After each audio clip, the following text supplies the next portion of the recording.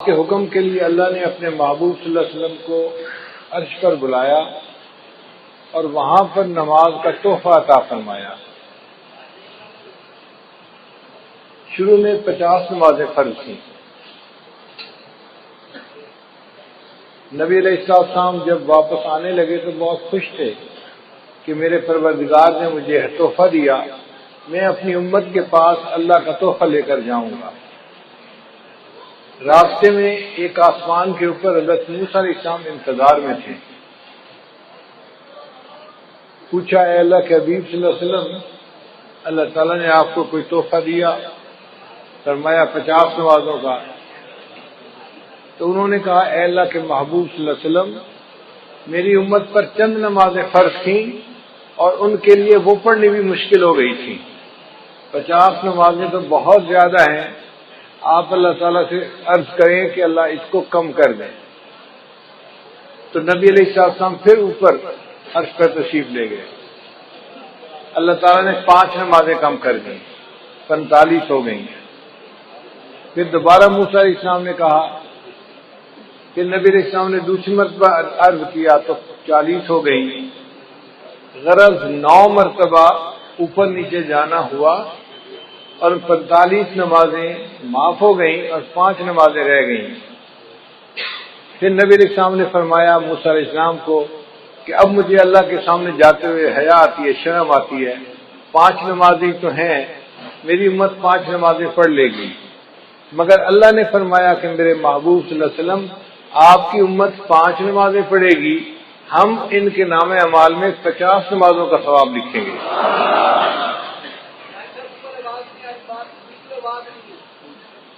من جاء بالحسنۃ فلہ عشر امثالھا، اللہ تعالیٰ نے 10 گنا اجر دینے کا وعدہ فرمایا۔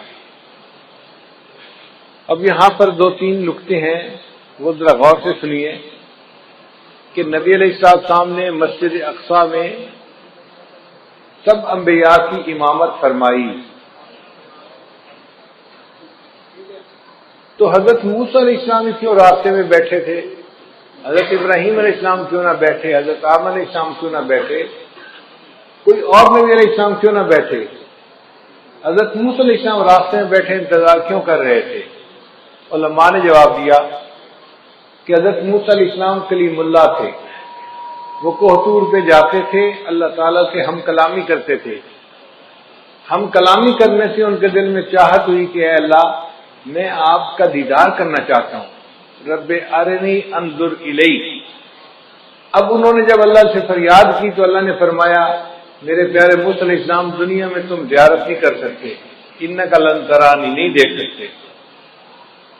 بلکہ اللہ تعالیٰ نے کوہ طور پر تجلی ڈالی تو موسیٰ علیہ السلام بے ہوش ہو کر گر گئے، اور وہ تجلی بھی 70,000 پردوں میں سے تھی۔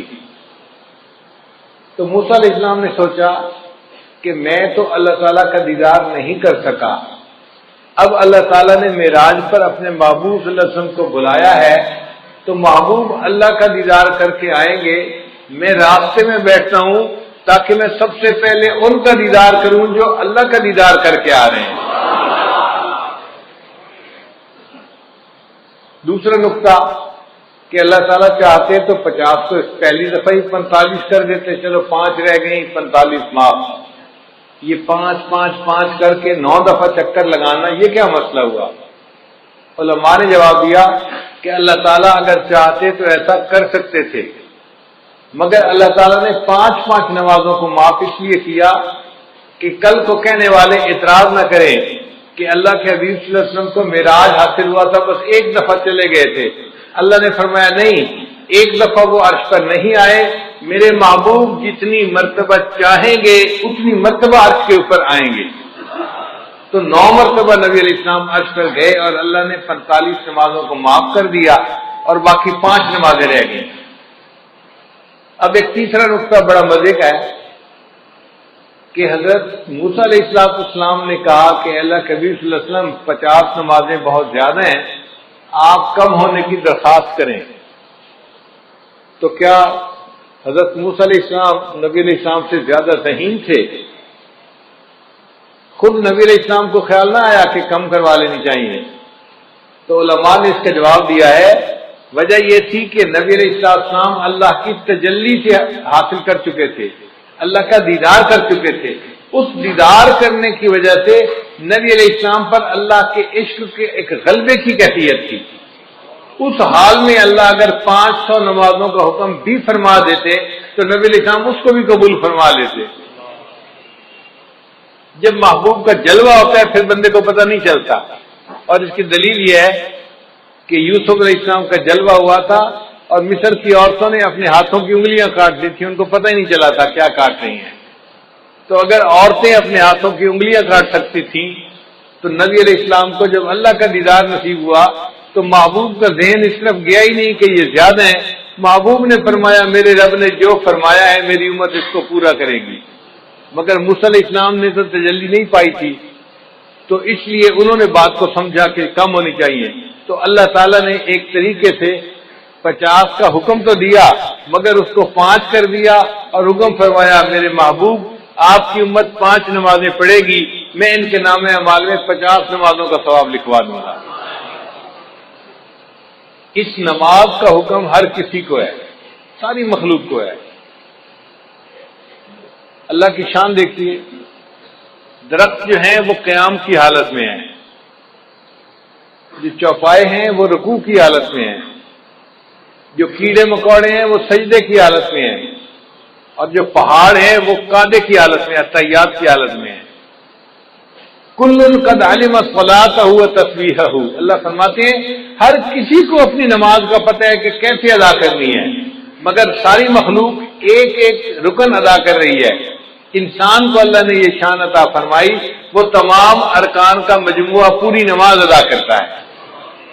حدیث پاک میں آتا ہے عرش پہ فرشتے ہیں وہ بھی نماز ادا کرتے ہیں، جو قیام میں ہے وہ ساری زندگی قیام میں رہے گا، رکوع نہیں کر سکے گا، جو رکوع میں ہے ساری زندگی رکوع میں رہے گا، سجدے میں نہیں جائے گا، جو سجدے میں ہے ساری زندگی سجدے میں رہے گا، اتحیات میں نہیں جائے گا، جو اتحیات میں ہے ساری زندگی اتحیات میں۔ تو فرشتے ایک ایک رکن پر عمل کرتے ہیں، اور اللہ نے انسان کو یہ شان عطا فرمائی، ان تمام ارکان کا مجموعہ پوری نماز تکبیر اولیٰ سے لے کے سلام پھیرنے تک انسان کو عطا فرما دی۔ اور اس نماز کا حکم بچے کو بچپن سے دے دیا جاتا ہے۔ آپ حیران ہوں گے کہ جی بچپن سے کیسے دے دیا جاتا ہے؟ بھئی دیکھیں جب بچہ پیدا ہوتا ہے تو ایک کان میں اذان اور دوسرے میں اقامت۔ تو اذان میں کیا کہتے ہیں؟ حی علی الصلاۃ، حی علی الفلاح۔ تو نماز کے لیے بلایا نا بچے کو، تو اذان دینے کے کئی فوائد ہیں۔ ایک تو اللہ کا نام اس کے دماغ میں پہنچایا، بچے کے دماغ میں، دوسرا اس کو نماز کا حکم بھی فرمایا، اور تیسرا اس کو یہ بھی بتا دیا کہ اے بچے تیری زندگی کی اذان بھی ہو چکی، اقامت بھی ہو چکی، اب جب نماز پڑھنے میں تھوڑا سا وقت باقی ہوتا ہے اتنا تیری زندگی ہے، اس زندگی کو تو گزارے گا تو تیری نماز جنازہ کھڑی ہو جائے گی۔ اور حکم نماز اس کا بھی جو ہے نا وہ صراحت ہے۔ دیکھیے اللہ تعالیٰ نے حضرت عیسیٰ علیہ السلام کو فرمایا تھا کہ آپ اپنی والدہ کی گواہی دیں، تو عیسیٰ علیہ السلام نے کہا تھا انی عبد اللہ آتانی الکتاب وجعلنی نبیا وجعلنی مبارکا اینما کنت واوصانی بالصلاۃ والزکاۃ۔ تو دیکھو بچہ ہے کہہ رہا ہے کہ اللہ نے مجھے حکم دیا نماز کا، تو بچپن میں ہی گویا نماز کا حکم مل جاتا ہے بچے کو۔ پڑھنی تو ہوتی ہے جب وہ بالغ ہوگا، فرض اس وقت ہوگی، حکم پہلے سے دے دیا جاتا ہے اس کی اہمیت کی وجہ سے۔ یہ نماز اتنی اہم ہے۔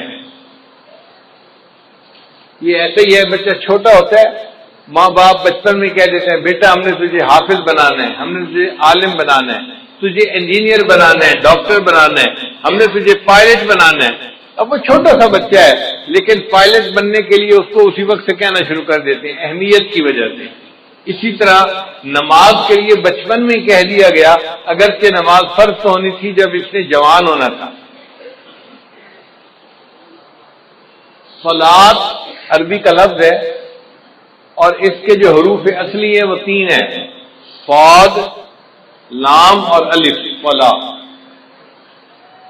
اور جس لفظ کے یہ حروف ہوں اس کے 3 معنی ہوتے ہیں، ایک ہوتا ہے دعا کرنا، دوسرا ہوتا ہے تعظیم کرنا، اور تیسرا ہوتا ہے ٹیڑھے پن کو ٹھیک کرنا۔ تو نماز میں یہ تینوں صفات پائی جاتی ہیں۔ نماز میں تعظیم الہی بھی ہے۔ آپ دیکھیں تعظیم کے 4 طریقے ہوتے ہیں۔ کسی کو دیکھ کے ادب سے کھڑا ہو جائے، کسی کو دیکھ کے اس کے سامنے جھک جائے، کسی کو دیکھ کے اس کے پاؤں کے اوپر جو ہے وہ جا پڑے، یا کسی کو دیکھے تو اٹھ کے بیٹھ جائے۔ تو 4 طریقے تھے، اللہ نے نماز میں چاروں طریقے مکمل کر دیے۔ تو نماز میں تعظیم بدرجہ اتم موجود ہے۔ دوسرا ہوتا ہے کہ دعا کرنا، نماز میں دعا موجود ہے۔ ہم پڑھتے ہیں رب اجعلنی مقیم الصلاۃ ومن ذریتی، یہ دعا ہے جو ہم نماز میں مانگ رہے ہوتے ہیں۔ اور تیسرا معنی ہے ٹیڑھے پن کو ٹھیک کرنا۔ تو جیسے آگ کے ذریعے سے بانس اگر ٹیڑھا ہو تو اس کو سیدھا کر لیا جاتا ہے، اسی طرح نماز بھی اپنے نور کی گرمی سے انسان کے ٹیڑھے اخلاق کو ٹھیک کر دیتی ہے، انسان کو نیک بنا دیتی ہے۔ اب ایک نقطہ اور بھی ہے کہ 5 نمازیں اللہ نے کیوں بنائی؟ 7 بن جاتی، 3 بن جاتی، 10 بن جاتی، 5 کیوں؟ علماء نے اس کا خوبصورت جواب دیا۔ وہ فرماتے ہیں کہ اللہ تعالیٰ نے ہر انسان کو 5 حواس عطا فرمائے ہیں، 5 جن کو حواس خمسہ کہتے ہیں۔ چھوٹے بچے سکولوں میں پڑھتے بھی ہیں۔ وہ 5 حواس کون سے ہیں؟ دیکھنا، سننا، سونگھنا، چھونا اور چکھنا۔ یہ 5 حواس ہیں جو اللہ نے ہر بندے کو عطا فرمائے ہیں، اور 5 حواس پر شکریہ ادا کرنے کے بدلے اللہ نے ان پر 5 نمازیں فرض فرما دی۔ جو 5 نمازیں پڑھتا ہے وہ گویا 5 حواس کا شکریہ ادا کر رہا ہوتا ہے اللہ کا۔ بعض علماء نے کہا کہ 5 نعمتیں بنیادی ہیں: کھانا، پینا، کپڑا، مکان، بیوی۔ اب یہ ہر بندے کو ان کی ضرورت ہوتی ہے۔ تو اللہ نے 5 نمازیں اس لیے فرض ادا فرمائی کہ میرے بندے 5 نمازیں پڑھنے سے تم 5 نعمتوں کا شکر ادا کرنے والے بن جاؤ گے۔ بعض علماء نے لکھا کہ 5 مصیبتیں ہیں جن میں سے ہر بندے نے گزرنا ہے۔ ایک ہے موت، دوسری ہے قبر، تیسرا ہے حشر، چوتھا ہے پل صراط، اور 5واں ہے میزان۔ یہ 5 ایسی مصیبتیں ہیں کہ جن میں سے ہر بندے کو گزرنا ہی ہے، چاہے نیک ہو یا بد ہو۔ اللہ نے 5 نمازیں فرض فرمائی۔ جو میرا بندہ 5 نمازیں پڑھے گا میں ان کو ان 5 مصیبتوں میں سے آسانی کے ساتھ گزار دوں گا۔ سوال پیدا ہوتا ہے کہ اللہ تعالیٰ نے فجر کے وقت نماز کو فرض فرمائی، تو علماء نے جواب دیا کہ حضرت آدم علیہ السلام کو اللہ نے رات کے وقت اتارا تھا زمین پر، تو وہ بڑا اللہ کے سامنے روئے، دعائیں مانگی۔ جب صبح کی روشنی ہوئی تو انہوں نے شکرانے کی نماز پڑھی، تو حضرت آدم علیہ السلام کے شکرانے کی نماز کی وجہ سے اللہ نے امت کو فجر کی نماز عطا فرمائی کہ تم بھی اپنے جو ہے والد اکبر کی طرح سے اپنے جو ہے اعمال کا شکریہ ادا کرنے والے بن جاؤ گے۔ پھر دوسرا، جنت میں جو اللہ تعالیٰ کا دیدار ہوگا وہ صبح کا وقت ہوگا، جیسے طلوع ہونے سے پہلے کا وقت ہوتا ہے نا، اس طرح کا وقت ہوگا۔ تو اللہ تعالیٰ نے فرمایا میرے بندو تم دنیا میں فجر کی نماز پڑھو گے تو اس کے بدلے تمہیں میں جنت میں اپنا دیدار عطا فرما دوں گا۔ پھر حضرت یوسف علیہ السلام نے بھی شکرانے کے نوافل پڑھے تھے۔ بھائیوں نے جب ان کو کنویں میں ڈال دیا تھا تو کنواں تھا اور یوسف علیہ السلام بچے تھے، اب کنویں کی تنہائی بھی تھی، اوپر سے رات کا اندھیرا بھی آ گیا، تو یوسف علیہ السلام بڑے غمزدہ تھے۔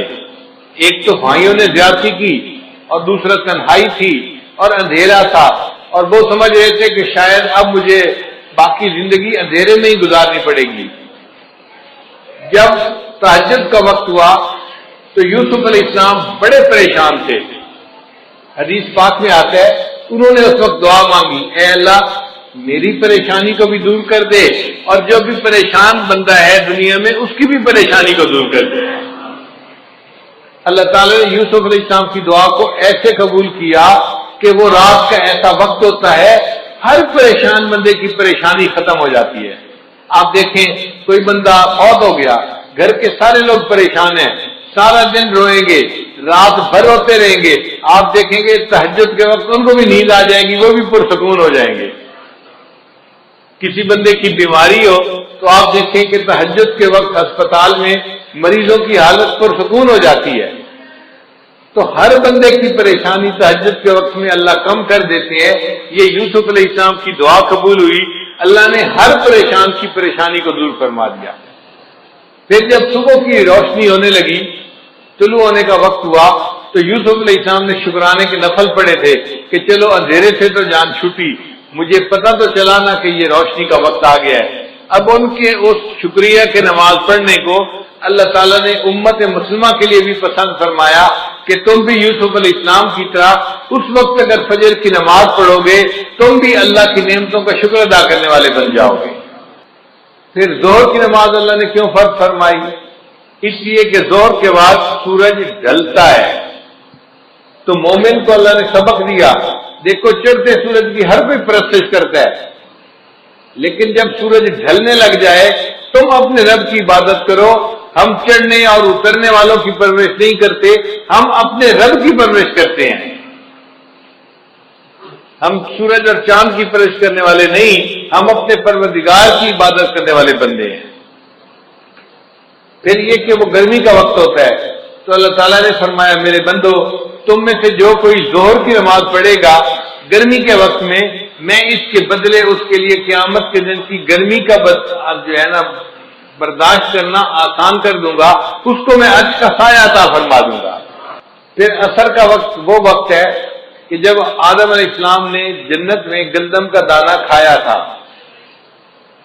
تو چونکہ ایک بھول ہو گئی تھی تو اللہ تعالیٰ نے اس وقت نماز کو فرض فرما دیا کہ بندو تم بھی نماز پڑھو، تمہارے جد امجد سے بھول ہو گئی تھی، میں نے اس کو معاف کر دیا تھا، اب تم عصر کی نماز پڑھو گے، تم سے زندگی میں جو کئی بھول چوک ہوگی میں اس کو بھی معاف فرما دوں گا۔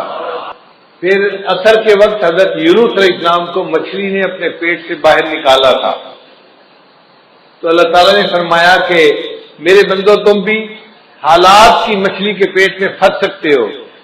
مثال کے طور پہ کوئی قرضے کے اندر پھنسا ہوا ہے، ادا نہیں ہو رہا، کسی کا کاروبار بند ہے، چلتا نہیں، کوئی بیماری کی مصیبت میں پھنسا ہوا ہے، بیماری دور نہیں ہوتی، کوئی بچی گھر بیٹھی ہے، رشتہ نہیں آتا، وہ حالات کی مچھلی کے پیٹ میں پھنسی ہوئی ہے۔ اب اس مچھلی کے پیٹ سے کیسے نکلے؟ عصر کی نماز پڑھو گے، اللہ تعالیٰ تمہیں ان مصیبتوں کی مچھلی کے پیٹ سے نکال دیں گے، مسئلوں کو حل کر دیں گے۔ پھر قبر میں جو میت سے سوال جواب ہوتا ہے تو اس وقت عصر کا وقت ہوتا ہے، تو عصر کی نماز اس لیے قائم فرمائی کہ جو بندہ عصر کی نماز دنیا میں پڑھے گا اس کے لیے قبر میں سوال و جواب کا دینا اللہ آسان فرما دیں گے۔